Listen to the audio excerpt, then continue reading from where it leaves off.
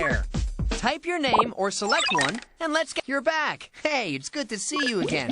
Since you're not...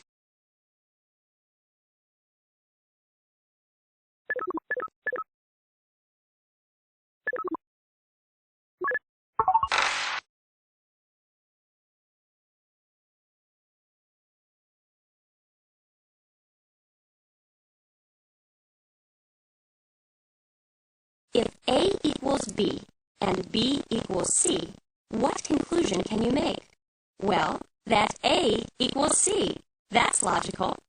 Sometimes in geometry you draw figures, but often you draw conclusions. You draw conclusions by using logical reasoning, sometimes inductive and sometimes deductive.